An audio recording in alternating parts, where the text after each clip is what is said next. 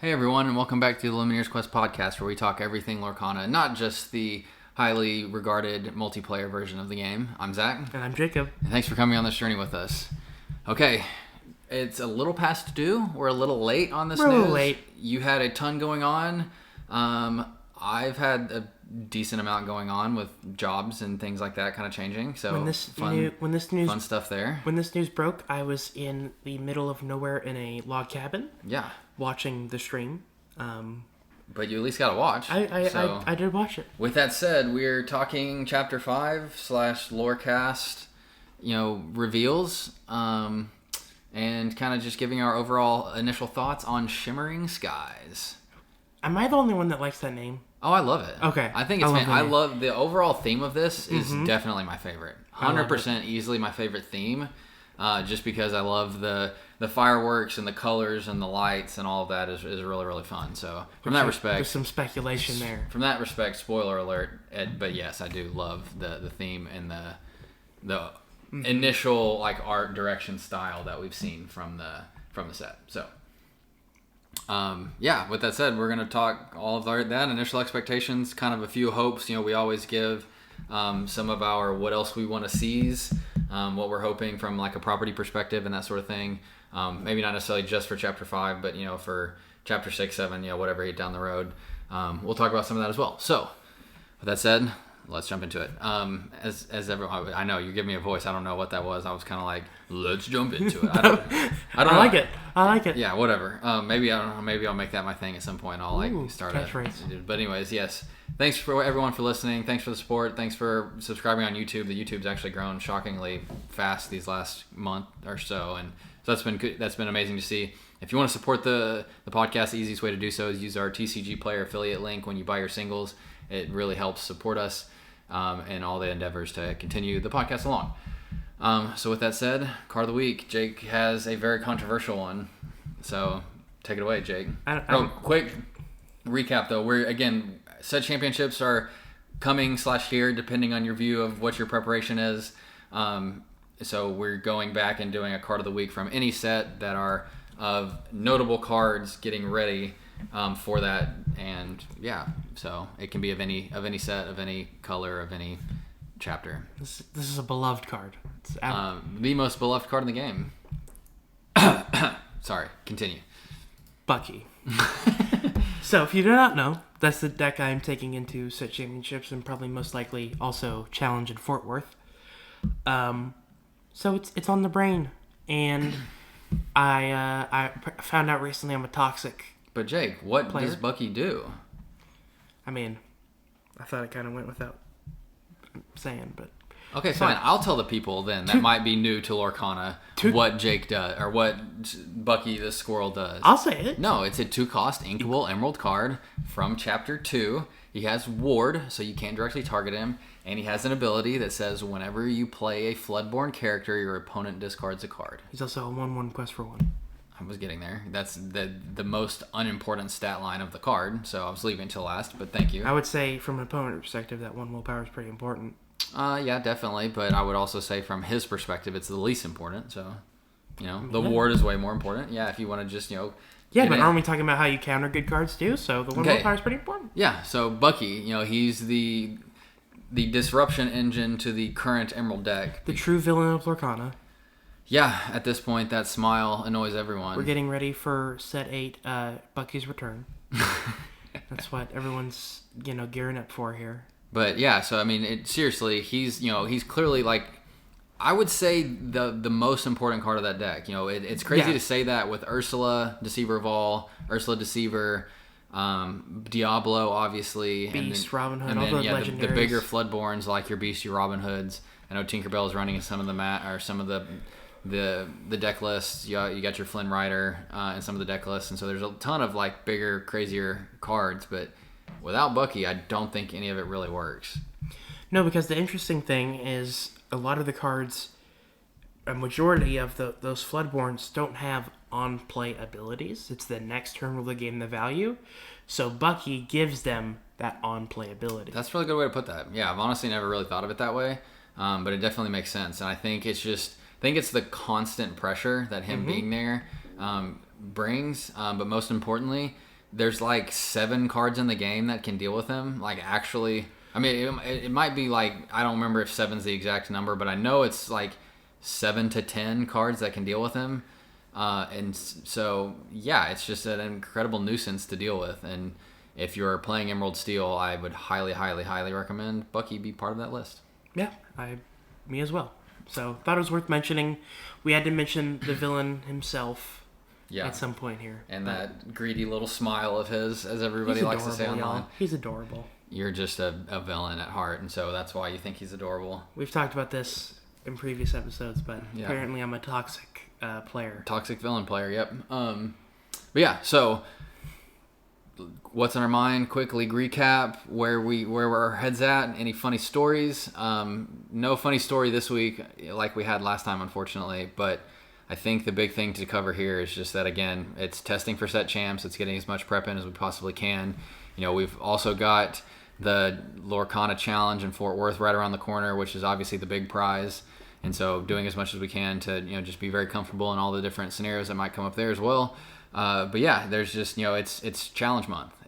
Or championship month. It's, competitive month, whatever you want to call it. It's Lorcana month here. This is the biggest month in Lorcana we've ever had, easily. Mm-hmm. And so from that respect, it's just the continued development of our decks / understanding of the current meta to try to be as most informed going into those matches as we can. Which is a crazy month to be a part of, because I'm planning on competing close to every weekend of set championships. I'm definitely in every weekend of set championships. I'm going to Fort Worth, which this will be my first challenge. So I'm all in. Yeah. I'm excited. Got the nerves. I think that are gonna come with those it. Nerves still get me every time too. It gets a little easier like once you get there and you get settled down, but at first, like going into it, like those nerves are crazy. So it has to come at some point. You got to be ready for it. You got to make sure. Maybe you're not going to be 100% prepared. Probably not. I don't think you'd ever be 100%. But be as prepared as you can be. Yeah, be prepared. Be prepared.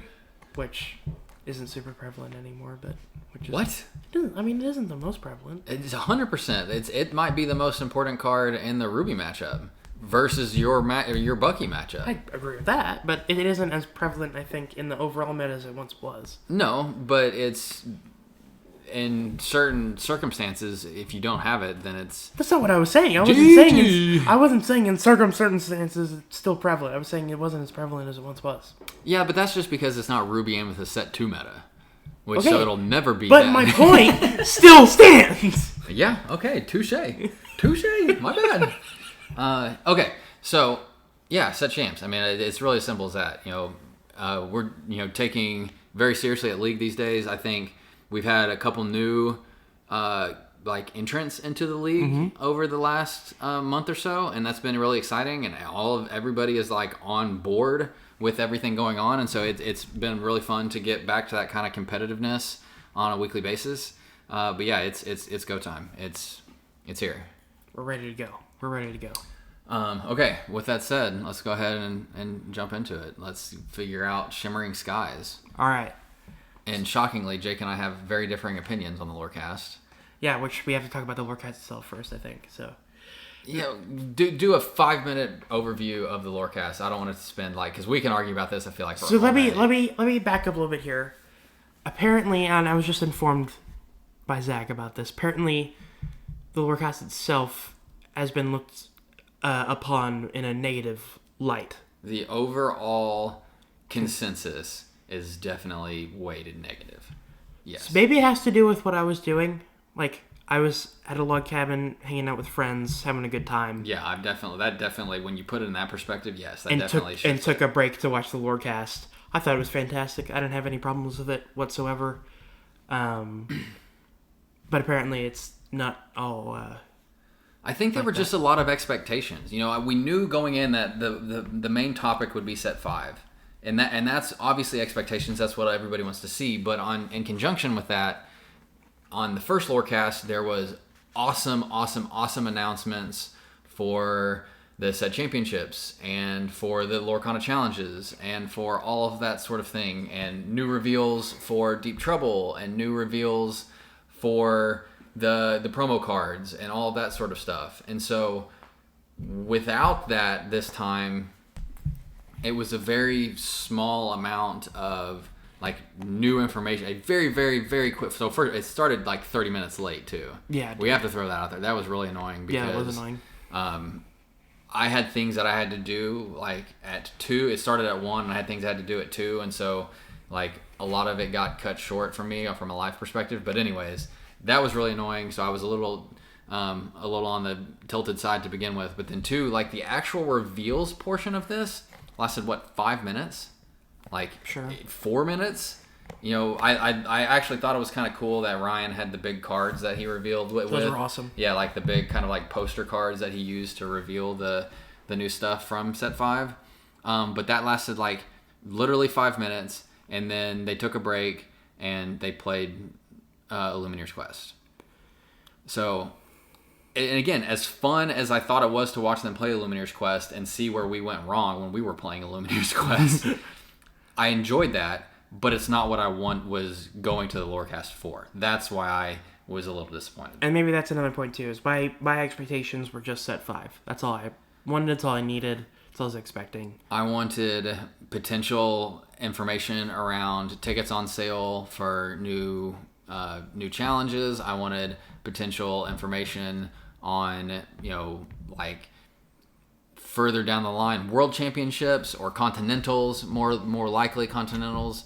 Obviously, like I knew it wasn't going to happen, and so I wasn't really bummed that they didn't announce any type of digital client, because I just had zero expectations for that actually happening.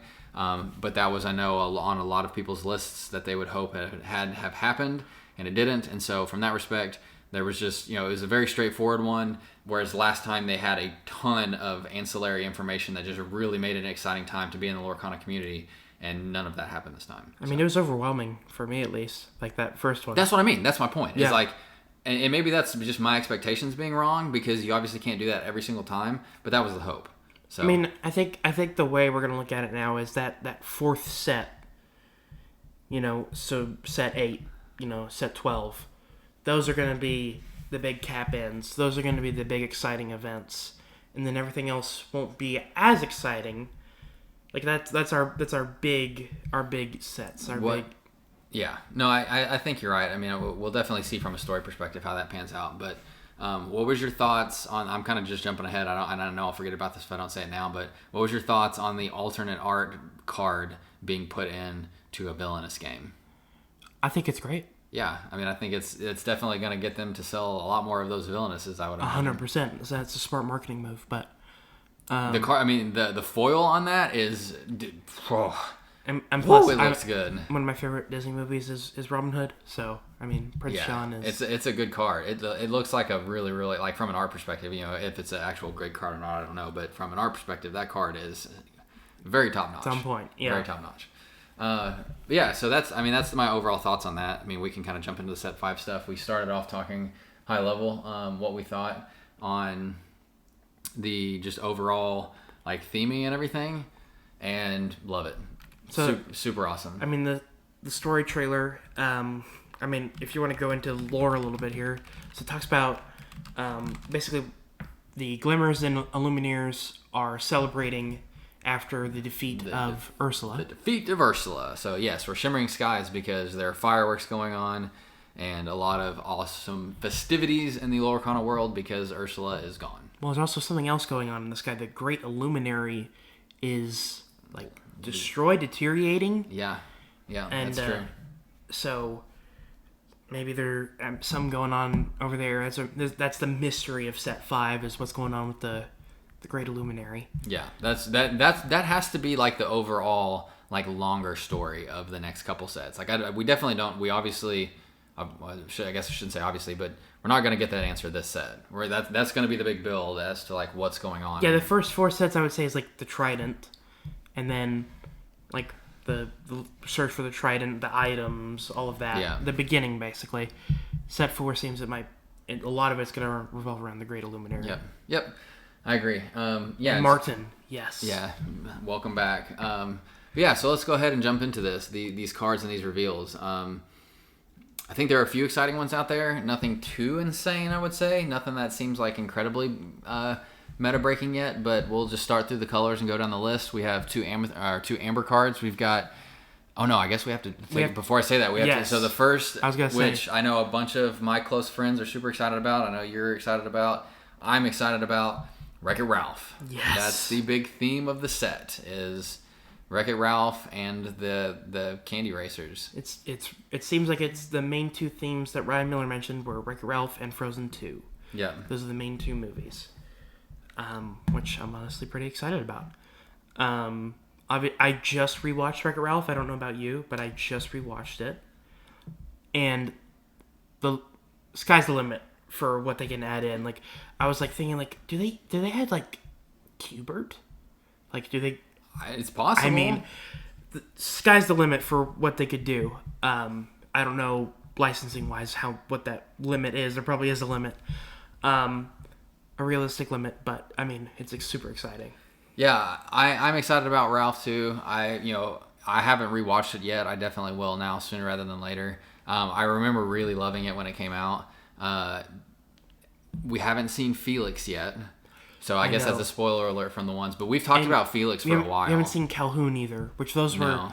Calhoun and Felix were, like... I mean, obviously, besides Ralph and Vanellope were the top two, like, other characters. Yeah, we've talked about Felix for a while, about him potentially being, like, the most broken healer in the game. Like, to challenge, like, Rapunzel for the healing potential. But we haven't even seen him. So is he coming? Is he going to be a legendary in Amber? And that's why we didn't see him, because they didn't want to release all of the legendaries at one time. Who knows? Well, obviously time will tell. But I mean, I'm calling it. When he gets in the game, he's the most broken healer. No, Baymax. I'm fighting you for that. I'm saying when he gets introduced, he'll be the most broken healer at the time, because I don't think Baymax is going to be introduced before him in the game. No, but yeah, I really just hope it's not a Mowgli situation where you get the Jungle Book and you don't get Mowgli. Well, I don't think Fix-It Felix, to my knowledge, has any politically correct problems around it. But if that's the case, then yeah, I guess that's possible. But no, I don't think that's the case either. But yeah, so Wreck-It Ralph, Frozen, a lot of representation with these cards that we'll see, and so yeah, we're gonna dive into those. So starting out, Amber, we got Vanellope Von Sweet, a 2/2, 1 lore, 1 cost. Which, what does that say to you? Says there's a Floodborn. Says there's a Floodborn. So I hope that that's a shift target for Vanellope, because every 1/2/2 in Amber has a shift. You've got Kita shift, you've got Queen shift, you've got Stitch shift, and I might be missing one. But regardless, they all have shifts in there. So that's nothing ton to say about that, because it's pretty vanilla, but I think the potential there for that Floodborn is definitely going to come. Okay, next one is we have Christopherberg. What? Christopherberg. Am I missing something? Or Christopherbog, sorry. Christopherbog. Oh. We got Christopherbog. Okay, I see what you're saying. God, I messed up the joke because I said Berg, not Bog. Queen. I said Queen. Did you say Queen? Kita, Queen, Stitch, and I'm pretty sure there's one more, but I could be wrong. Anyways, so Kristoff, the Reindeer Keeper, is a 9 cost uninkable. So that's where okay, so I did miss one anyways. The Chernabog reference comes in. And it also comes in because he has the ability that says, for each song card in your discard, pay 1 ink less to play this character. So same kind of mechanic as you get with Chernabog, except this time you don't have to put the song cards back into your deck, and so you could potentially play like back-to-back Kristoffs and like late game and get a ton of lore on the board, because he's a 3/7 body with 3 lore. So would he be better if you return songs to your deck? Probably. I don't know. I was kind of thinking that too, because like if you need an answer, then you can maybe like find it again. But imagine you've got 7 songs in your deck or in your discard because you've played a couple and you've used a whole new world on a couple, and then you play 2 Kristoffs on 1 turn. I just think bringing back songs are probably more viable than that. I think it's situational. I think there are times where a 3/7 bodyguard with 3 lore is way more important to close out a game than another song to deal with a threat. I don't know about you, but when you first look at this card, like before you read the ability, you're like, yeah, this is a giant Kristoff. Yeah, it's an insane card. This is definitely one to look out for. Do I think it's going to be incredibly broken? It is 9 cost uninkable, so it does have some stuff going against it as well. But I do think it'll be a good card, and I do think it could see some play. Okay, moving on to Amethyst. We've got Bruni, the Fire Salamander, who's a 4-cost 2/2 quests for 2 and is evasive, and also says when this character is banished, you may draw a card. So I think he's decent. He replaces himself. He's definitely into that Amethyst wheelhouse of once something happens to the card, then you get another card. 2/2 on 4 is kind of light, but it is evasive and it quests for 2, which we've talked about this before. There aren't a ton of high lore questers. The Amethyst decks these days are very much about chipping away at you. 1 lore here, 1 lore there, and getting into the end game with goats. So yeah, I think he could be potentially played, but he definitely gets overshadowed by Elsa, because the Elsa, the 5th Spirit, is I think maybe the best card released so far that we've seen. It's definitely the best. It's close to my favorite, but not my favorite. I'm also calling right now for everybody who's listening. Mark this very moment down. Elsa, the 5th Spirit, getting it enchanted. 100% getting it enchanted. Probably. It's an insane art already, and if they have anything even close to this, then it might rival Elsa Spirit of Winter for the enchanted crown, because that one's insane. But Elsa 5th Spirit is a 2/5, 5-cost inkable that has rush and evasive, so another one of those crazy rush evasive characters, which it definitely lives a lot longer because it's got that 5 willpower. But the crazy kicker here is that it says whenever you play this character, exert chosen opposing character. So, it's obviously not going to be able to play near as early on as Pinocchio, but like this is almost getting into the like Shere Khan, like Ruby Amethyst territory of like a challenger's deck, because you play it, you exert, you challenge, you get a lore and a card from Shere Khan and Queen of Hearts. Am I saying that's the most OP way to play it? Probably not, but I'm saying this opens up a ton of potential. So when I saw this card, I was either thinking like Crab can go with it, or maybe it's support Amber style. You can get the ability support to boost its strength to take out basically whatever it wants to. Yeah, that's a possibility too, for sure. But yeah, I think that's probably the best one that we've seen thus far, or that we will go over today. Okay, do we talk about this one? No. Okay,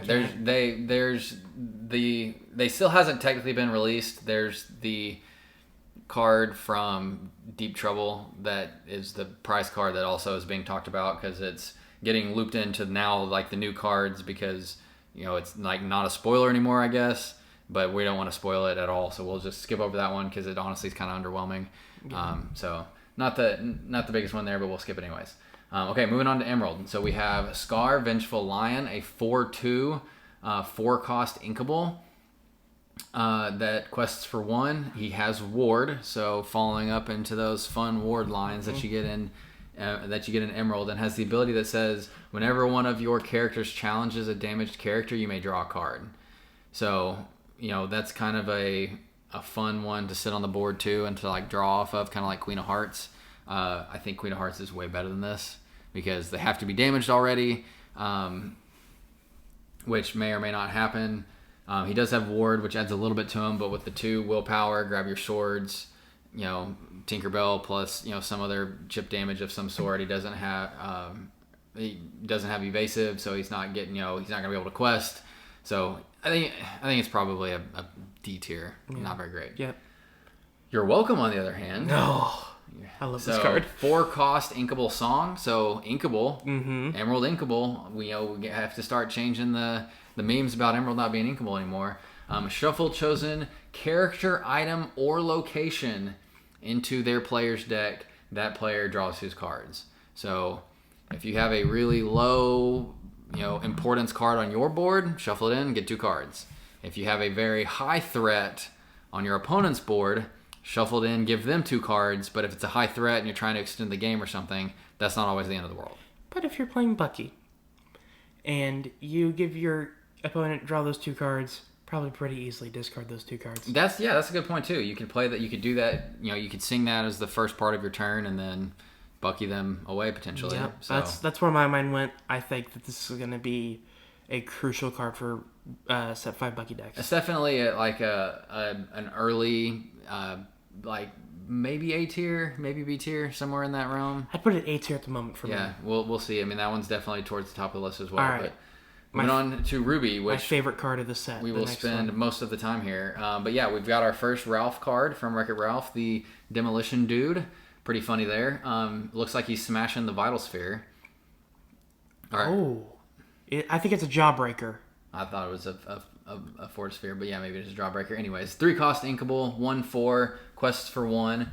Whenever you ready this character, gain 1 lore for each 1 damage on him. So, you could challenge, potential banish something with Vital Sphere, with, LeFou. There's a couple other combo cards here to make this, get a little bit more lore from you. Some more passive lore from challenging, kind of like Super Goof. I mean, this is a good one. I think, I was thinking even, there's cards now, obviously they're more emerald, but that add willpower. So you can give him a little bit more willpower, even with, in Pride Rock or Pride Lands. And, I mean, you can ready this quite a bit with other cards in Ruby. I think this is a good card, and maybe... I mean, it's even... To me, it's adding to the Ruby Amethyst passive lore gain thing we've got going on with Queen's Castle and Flynn, so I think this fits in perfectly. I don't think it's that great. I think it's okay. Just wait. Remember what we said about Super Goof? How many times is Super Goof being played these days? I understand. This is different. Yeah, it's different because that's 1 strength and isn't killing anything. Hold on, time out. How does a Ralph card have 1 strength? I don't care what the Ralph card is. The floor for Ralph's strength should be pretty 4. fair. Should be 4. Yeah, that's pretty fair. Make it a 7-cost card with 4 strength. What's his Demolition Dude? Demolition Dude, he has 1 strength? Yeah, Demolition Dude, he's 1 strength. Jeez. Okay. That is a miss. However, on the second card of Ruby that we're going to talk about, our first legendary. Can they switch maybe they should switch the cards. The abilities. We should probably petition that real quick before they start printing them all. They've already printed them though. This can't happen. But anyways, Donald Duck Pie Slinger. Oh. The 5-cost inkable, 3/6 stat line, quests for 1. He is a Floodborn, so he shifts for 4. He has 2 abilities. Humble Pie, first one says, when you play this character, if you shift to play him, each opponent loses 2 lore. That's enticing. I like that. Second ability is, while an opponent has 10 or more lore, this character gets plus 6th strength. So he becomes a 9/6. So this becomes a location beatdown like Ralph should be. Yeah, Ralph should be this card. I'll leave that point to be, but is this the most playable card ever? Probably not. Is this going to see a ton of play? Probably not. If locations continue to be as annoying as ever, best believe after 10 lore, you got to watch playing your locations because Donald Duck's going to come in and smash them all. I mean, I was instantly in love when Ryan Miller pulled up the big version of this. I was like, Pie Slinger, which... It's cool art, too. Because, part of the theme here in the celebrations, there's a food fight that Goofy started. Yeah. So we might have even more food fight cards coming along the line. Which it definitely looks like they could be joined with some other cards. Looks like we got meatballs being shot from... And could join with the Pain and Panic cards do to make a bigger art picture. But yeah, I think it's an okay card. Don't think it's fantastic. We'll definitely see as time comes. But okay, so now we get into the racers, a new key text word. Yeah. So I mean that's probably going to bring up some fun stuff. Yeah, there's a ton of these, so we're just going to kind of run through these real fast, and we'll kind of just talk about them in general because it'll take 45 minutes if we don't. But first one is Turbo. Wow, I can't talk. Turbo Royal Hack. The 2-cost uninkable has Rush. 2 strength, 3 willpower, quests for 1. Also says this character counts as being named King Candy for shift. So we haven't seen King Candy yet, but clearly that's coming at some point. King Candy Floodborn. I mean, I love the art. The art's awesome. Yeah, art on all these racers is pretty fantastic with all the colors from the candy racers. So Sugar second Rush. one, from There you the go. Sugar Rush game.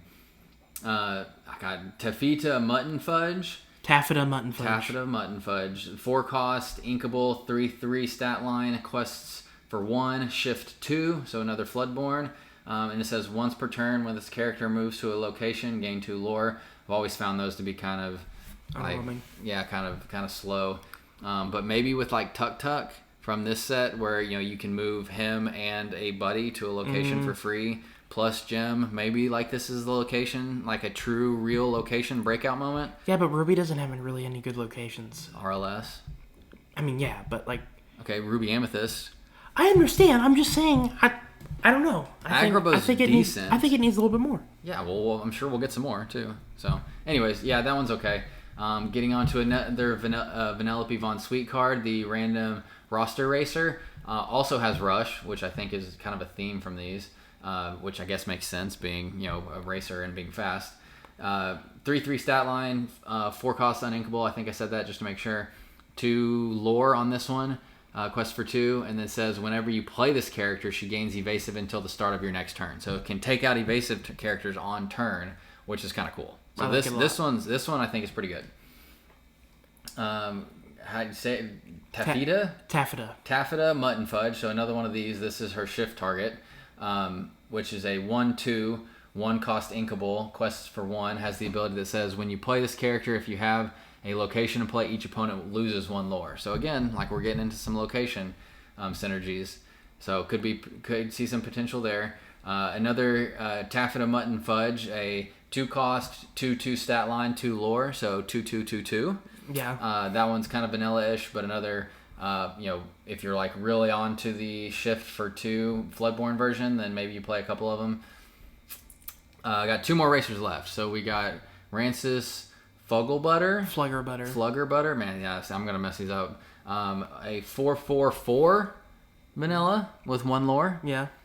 So, love the art here just because all of the candy theme is really fun. And then Snowana Rainbow. We had a good laugh about this one before we started. Yes, but, we did. 2/4 quests for 1, another Rush character that is 3 costs uninkable. And those are the racers. So are we going to see a racer themed deck, of some card that has with the racer that Floodborn tag? King Candy? I think, Probably, yeah. I think you're right. I think that makes sense.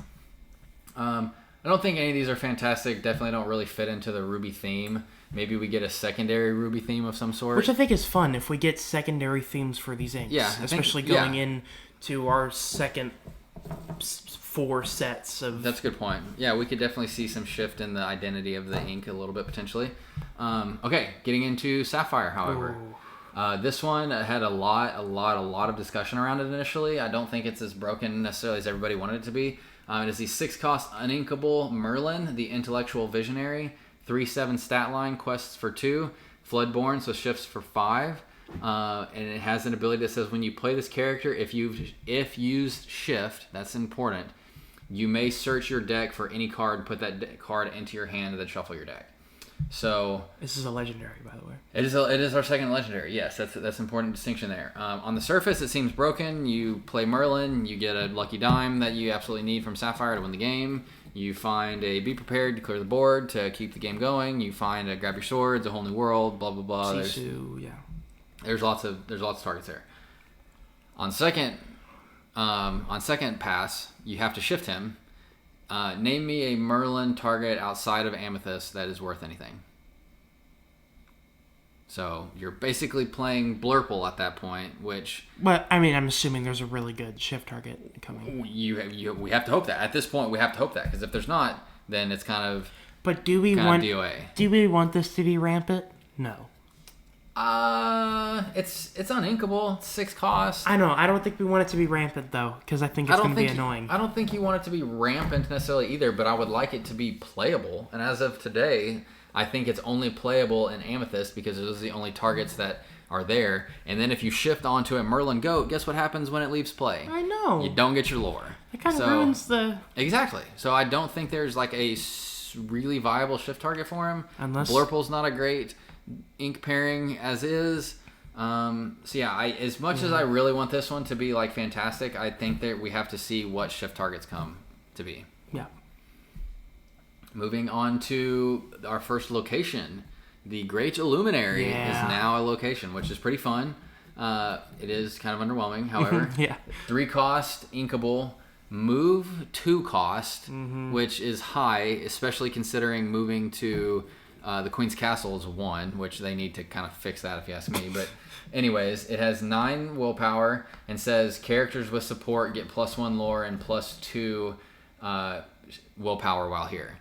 So, is it great? No. Is there Alice synergies? Yes. Is there Alice synergies? Abso-freaking-lutely. Yeah. I mean, I've always wanted Alice to be good from set 2. I think that there's a lot of potential for that card to be good. Friendly reminder, Alice just like Aurora gives everyone else Ward, Cogsworth gives everyone else resist, Alice gives everyone else support. So every card would have support. Move them all here. Get a boatload of lore. And that 2 move kills me. Yeah. I mean, with a 1 move cost... Now we're talking. I think with a 1 move cost plus Alice, this is very scary. Yeah. But 2 move cost, you better be ramped to 14 ink. Yeah. To make this worth anything. Yeah. But, yeah. So I think it's okay. I think there's definitely potential there. Maybe you play a Ruby Sapphire locations with Alice and, the Triton stuff from last set where you get, some inking from the locations and things like that. But, yeah, on the surface, it's pretty underwhelming. Kronk, on the other hand, moving on to Steel, got another Kronk. The Head of Security is the 7 cost uninkable. Almost probably kills it. Most likely kills it. Is a 6/6 body. That's crazy. Quests for 1. Shifts for 5, so he is a Floodborn. And has the ability that says, during your turn, when this character banishes another character in a challenge, you may play a character with 5 costs or less for free. There's potential there. There is. 5 cost or less? That just the uninkable kills me. Robin Hood, Champion of Sherwood, free. Tragic Hero. Free.